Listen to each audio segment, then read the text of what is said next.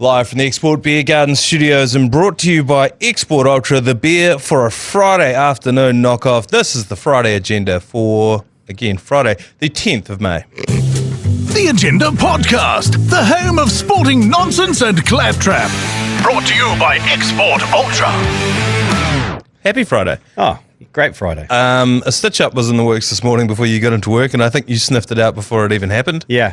Every Friday, as you may know if you're a keen listener to this podcast, people are allowed to bring their dogs into work. Dog shit day, it's called. Dog shit day. And Joe Jury was scrambling around the office frantically this morning to try and find some fake dog shit to put underneath your desk to try and tip you over the edge. But just as he almost found it, then you walked in and you were like, "Are you looking for fake dog shit to put under my desk?" And Joe's like, "Yeah, that's exactly what's going on here." Well, I mean, there's a reason why. The dogs come to work, yeah, cute, whatever, companion. Yeah, I got a dog. Look, it's a Bichon Free. It's a rescue dog. I don't give a fuck. But invariably, every week, one of them pisses or shits somewhere. Yeah. And it's like, I bring my kids to work. That's fine. I get a bit of shit for that. They don't shit or piss anywhere. No. Well, in the toilets.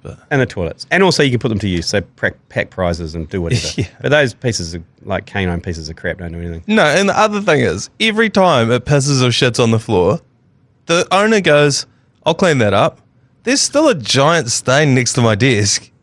They never clean it up. They say, "I'll clean it up." And then if they bump into one of the cleaners around the building, they ask them to clean it up, and that's about as far as it gets. Who made the rule? I didn't see a directive around you can bring your dogs to work on Friday. I think there was an all-office email. That you probably just automatically deleted. Did I miss the Masturbation Monday one? Why is that? Is there a bit of that going on? I don't know. I was just trying to think of a rival one we could do that would upset the dog owners. I would also be upset by Masturbation Monday. I don't think that balances out. That's a bit of a two wrongs don't make a right situation. Okay, wank off Wednesday then. Oh yeah, Wednesday's fine. Okay, yeah, I'm okay with it on Wednesday. It's just not on a Monday is my only issue. Cold snap this morning, Lane. This is the number one story across the country. -6 in Christchurch. Was it cold your neck of the woods, mate? I went for a swim this morning. Oh shit. Still, yeah. I went to the beach and went for a swim. It was freezing. My downstairs was like a cashew nut and a couple of raisins. I had a shower afterwards, and my wife said, "Can you get out of the shower? You've been there for ages." And I was like, "I still can't see it." Not until it emerges. Correct. It was pretty chilly, but it's good. I like it. It's a signal that winter is here. The rugby season. Oh no, the rugby season's well underway. Yeah, started in February. No, I know it is. Well, for people that live in Auckland, it is. But for people in the South Island, they've been well aware since about probably rugby started in February. As I said, -6 in Christchurch. And one of the biggest stories that was going around yesterday, I couldn't wrap my head around, was there's going to be a cold snap overnight. And tomorrow we're asking people to turn off their electrical appliances, conserve power, because we could have a power shortage because of the cold weather. What's the correlation there? Is it because everyone's going to have their heaters on? Yeah, is that what it is? Everyone's going to, all at once, for the first time this year, crank up their aircon or their heat pumps at the same time. And the fact that we can't handle that says to me that we need to start digging up some more coal, fire up the Huntly Power Station, and let's get on with it. What? How do we not have it? Because nobody in any of the stories explicitly said it's because everyone's going to be turning their heaters on, it's going to take too much power. They kept saying, because of low wind and cold temperatures. I was like, what, are the lakes frozen? They can't get the water through? I don't understand. I mean, wind is because what? Then the wind turbine going around.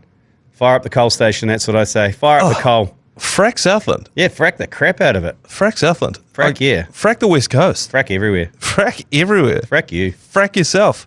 And frack your mum on Sunday because it's Mother's Day. That's right. It's Mother's Day. Mother's Day on Sunday. This is your notification. Consider yourself warned. Go out and get yourself, your mum, something, or the mother in your life, your partner. Yeah, that sucks for someone like me because I have to do double. Yeah. So, because the kids are too useless. So, I mean, they'll have some shitty little card that'll have a picture of a flower on it and love your mum. They'll be making those right now as we speak. At school. Yeah. They will be, but she'll be expecting more than that, and that's when it falls on the partner to then go, oh, fuck. And it's a very different holiday, pagan ritual than Father's Day. Yeah. What are the key differences as a father? Father's Day is all about the father spending time with the children. And like quality time. Mother's Day is all about them going out and getting pampered and not being around the children. That is the key difference. Right. And So Father's Day is about the father being with the children, and Mother's Day is about the father being with the children. well, in my circumstance, I'm away from my children so much, mainly on the piss with you, that I don't mind having that punishment. Yeah. It's just on the Mother's Day. It's just like, come on, when you're away for 8 hours at the day, it can get a bit taxing. Yeah, yeah. So yeah, find something today. Go down the shop. Go down the petrol station. Get your flowers for $5. Whatever it is that you do. Yeah, look, I mean, if it's a bottle of Lindau, just make sure you fire that text off as soon as you can. Yeah. Because mums, anything past 9 a.m. and mums are thinking, you've forgotten, Ungrateful. you're too hungover, you're a piece of shit. So just get it in there, even if you're still coming home from town and it's 6 a.m. on Sunday, just fire it off. Just go, just off for a run. Love you, mum. Thank you for everything you've done. I'll call you later. You're going to want to beat your siblings to the punch as well. Yeah. Because you don't, particularly in the group chat. Now, I know we've talked a lot about group chat things, and we will talk about this in a second, but it's not a sympathy pile on, but when somebody bombs into the group chat something like happy birthday, or in this case, happy Mother's Day, they then get to sit there and watch all you pathetic little peasants following in with your, oh, hey, hope you have a great day, mum, blah, blah, blah, blah. I just thumbs up that message. Yeah, is your expression of, because she won't be able to see whose thumbs up that. You can press the thumb. I know you can. I'm saying your mum can. None of our mothers would be able to figure that out. I'm in a weird position where I sent my mother a big, found this place that made like novelty sized cookies, honestly the size of like a dinner plate. Yeah. And it says Happy Mother's Day on it, but it's like this big cookie thing. Send it to her. Obviously they don't deliver on Sunday. They delivered it this morning. She's already eaten it.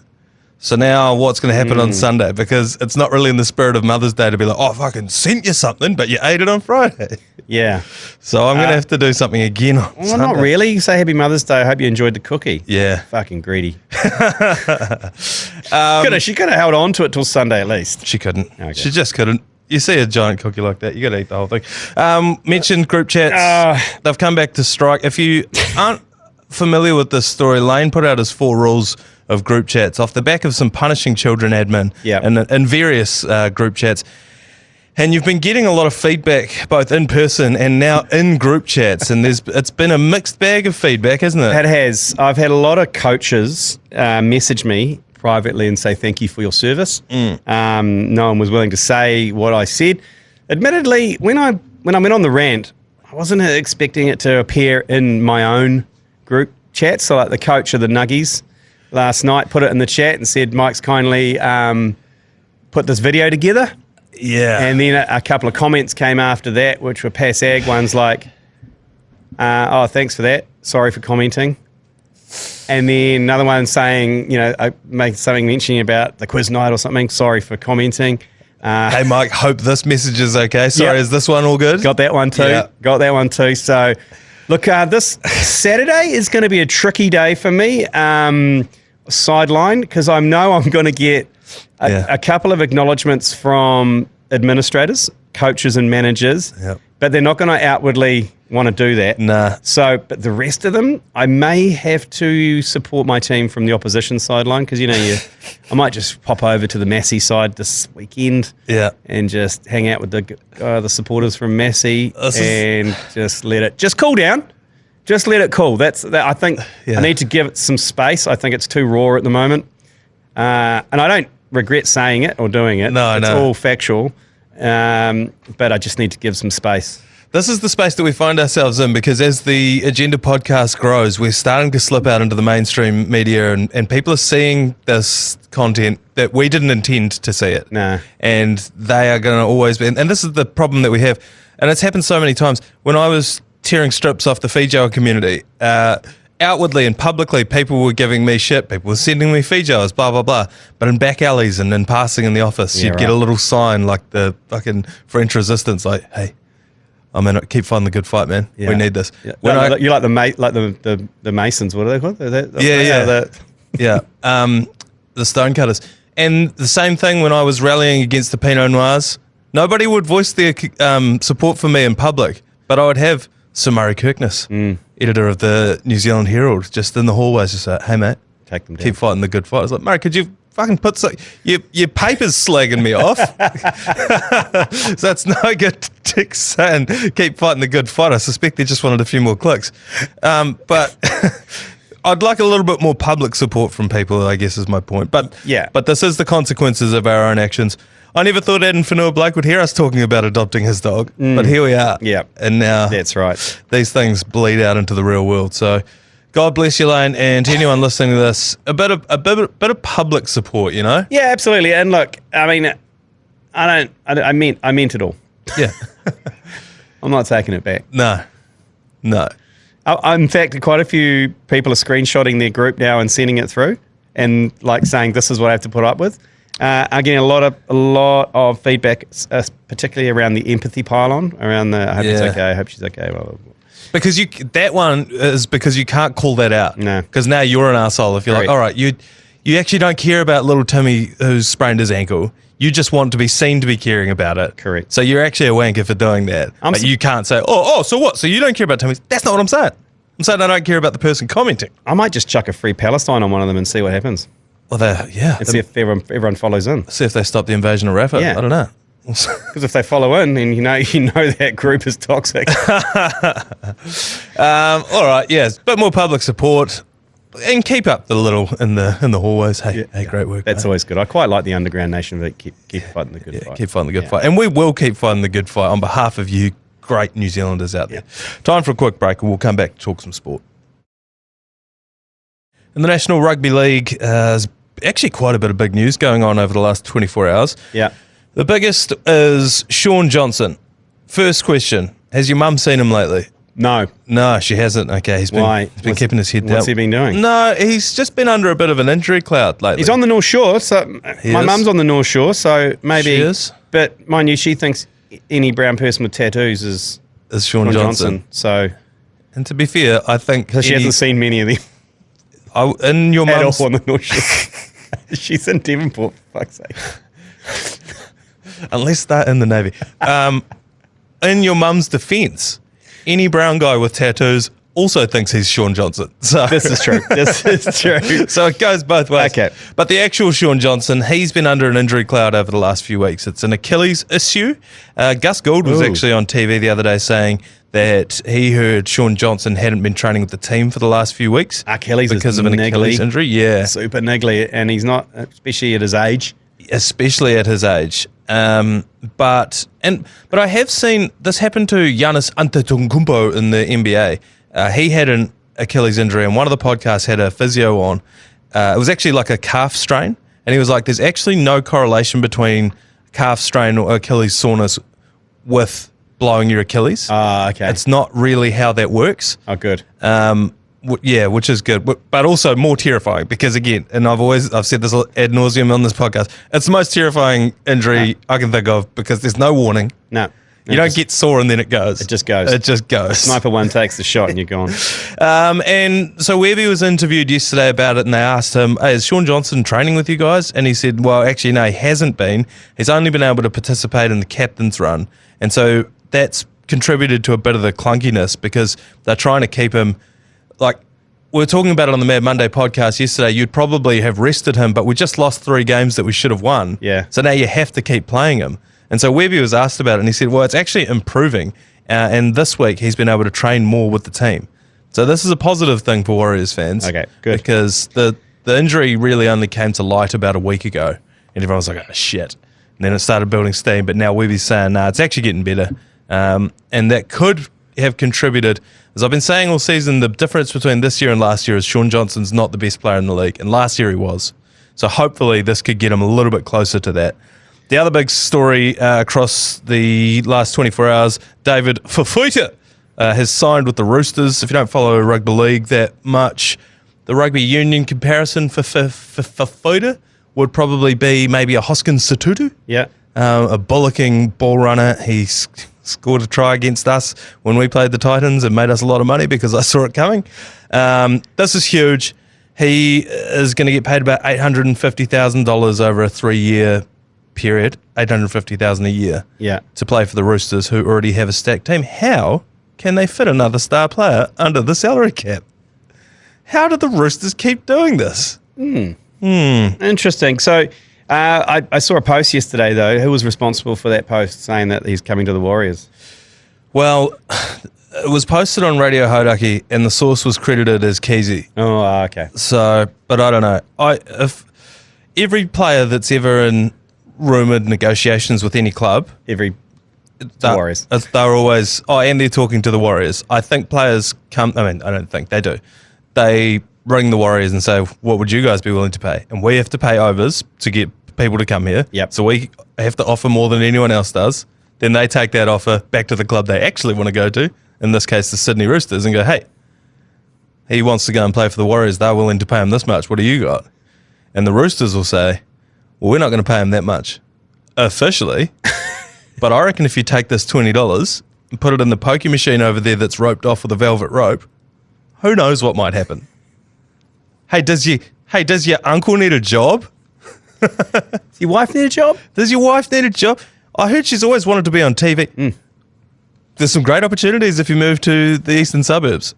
That's all I'm saying. And we run through the odds for the NRL on the sports book later on the Savo. Yes, we will do. So make sure that'll be out on this feed, the ACC Sportsbook. Grab a pen and flick through those as well. The rugby rules, this is probably the biggest sporting story of the day.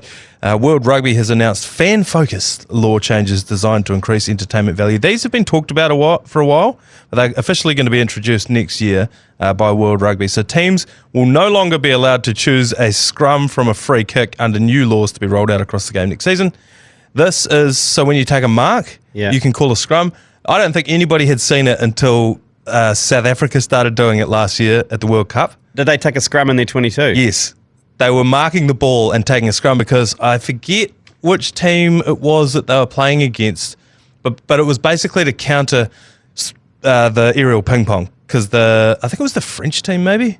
Can't remember who it was. They basically didn't want their forwards getting into a fight with the Springboks, so they were going aerial ping pong. Yeah. And the Springboks are like, well, fuck yes, we can actually call a scrum.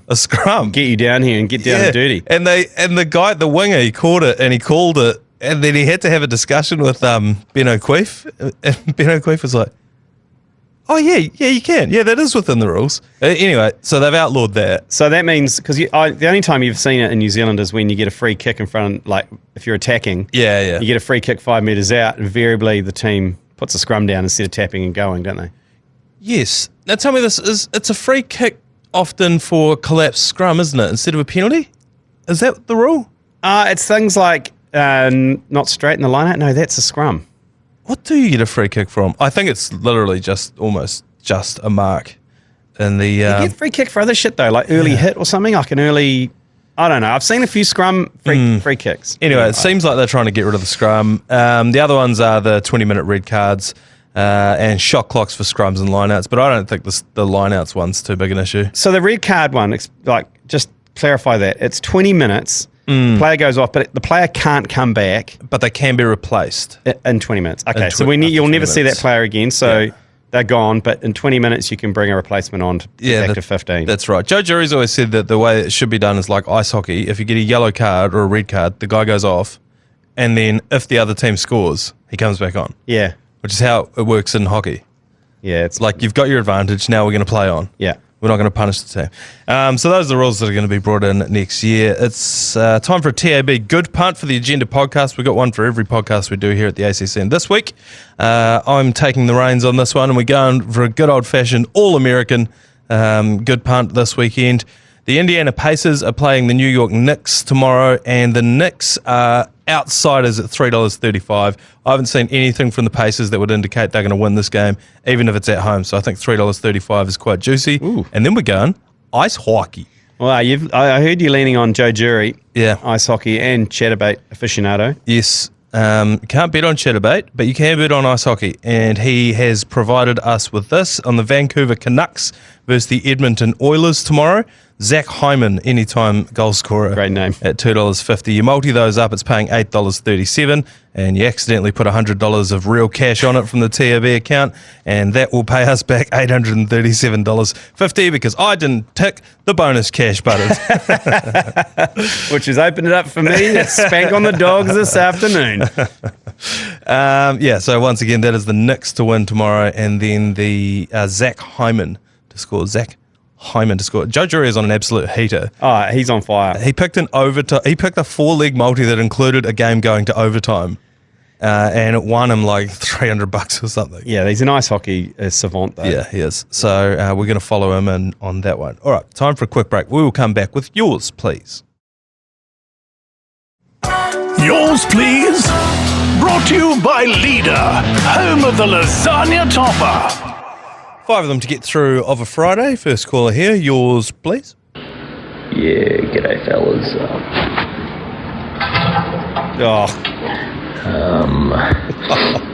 Jeez. Yeah, sports and fuck's sake, look at South Canterbury.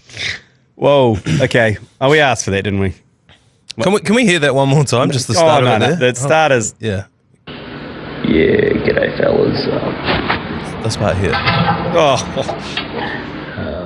Yeah. I think that's another world first for the ACC. Well, we did ask for it, didn't we? We had the shower one on Wednesday. Yeah. On Wednesday we had Thursday. Yesterday we had world first. Someone sent in a voicemail from the shower. That's not a healthy bell. No. I think you need to see a doctor about that. No, get a bit more fibre into your diet. Yeah. I would say. But appreciate the message anyway. Now, do you think, was that premeditated, or do you think the moment just struck him? I think it for me, that stunk of premeditation. It's like open that up, bababushka. Okay, all right. Okay. Let's move on. I say clean myself. Another caller here. Yours, please. Yeah, g'day. Just listening to Matt and Jezza over on the Matt and Jerry show That's where we find them. podcast, and discussing possible C ticklers. And it just got me thinking, for it to be a C tickler, you would have to be running a 69 kind of an operation. Otherwise, if you were just doing it normally, it would be tickling something else. Please discuss. Right. Look, the filth of the Matt and Jerry Show podcast is obviously bleeding over to the Agenda podcast. Backbone. No, that's the other one. Yeah, That's yeah. the other one. My wife. That's the other. No. Look, yeah, I could see what he's thinking there. There's a difference too between the C tickler and the soul patch, because the soul patch is like covers the whole chin, doesn't it? And then you got the tickler traditionally is the vertical one. Is that right? But I can see what he means, because technically a moustache would be rather than the chin. But it depends what your technique is, really. Well, that's right, because if you're going human centipede, then it's probably more of a C tickler. Yes. But I can understand the logistics there. It's sort of almost an A tickler. Yeah. In that instance. Yeah. I've got to say, some of the content that they talk about on that show, Disgusting. absolutely disgusting. What happened in London in the early 2000s where every man had one of those things? Yeah. And some of them are still wearing it. Who still operates? I mean, the CEO of this company, NZME, he's one of the last.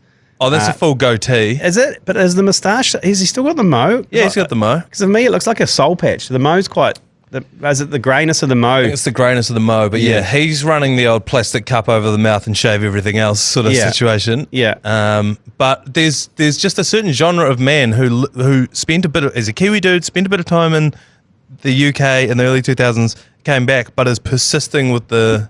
I know one. KJ, the groundsman at Seddon Park, Hamilton. That's exactly it. Massive fan of the sea tickler / soul patch. Yeah, I think if you ever went to a rave in London in the early 2000s, you probably had a. Yeah. But it's probably time to take it to the woodshed now. I meant, yes. The tickler. Yeah. Look, as two men with questionable facial hair configurations, I think we're well qualified to make these statements. Yeah, I've got a massive prison vagina, so I can't talk. All right, another caller here. Yours, please. Am I an absolute penis? Probably. I got a personalised plate, but it's not mine. It was my grandma's. Yeah. And my uncle used to call it old bag because she's a bit of an old bag. So then one day he went and bought her the license plate old bag and stuck it on her car, same as what your mate did, Manaia. And then as she's passed, I always loved the plate, so I've inherited it. And now I've got it on my car. But am I a massive cockhead? I can weigh in here. I think because you've inherited it, I don't think you can't inherit the full douche tag. No. I think the douche tag comes with if you have given yourself the nickname Mav, and then you get the number plate Big Mav, you're a douche. And then you put it on your own plate. Yeah. Yes. That's the problem that I have with it, because it's quite an elaborate process to put a personalised plate on. Yeah, you got to go and deregister and register it. Yeah, and you've got to go kneel on the gravel of your driveway and put the new thing on. And this is my whole thing. It's a long, elaborate process, and at no point through that process did you stop and look at yourself and say, fuck, I'm a dick. And you didn't go through that process in this instance. No, so you're fine. I don't think so. You're fine. And it does sound like he was working on a factory floor. There's not like a bandsaw in the background there. Did you hear that? So, sounded like some heavy machinery going on in the background there. It's best not to listen to this podcast before operating heavy machinery, because someone might fart into a microphone. or someone might release their bowels through the microphone, and that's not safe. Yeah. Another one here. Caller yours, please. G'day fellas, it's Mike Laturis here.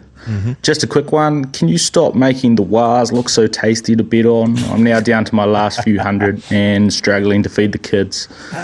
Adam Fanua-Blake does not anytime score. Up the necky. Look, firstly, 10 out of 10 for clarity. Yep. That was one of the great records.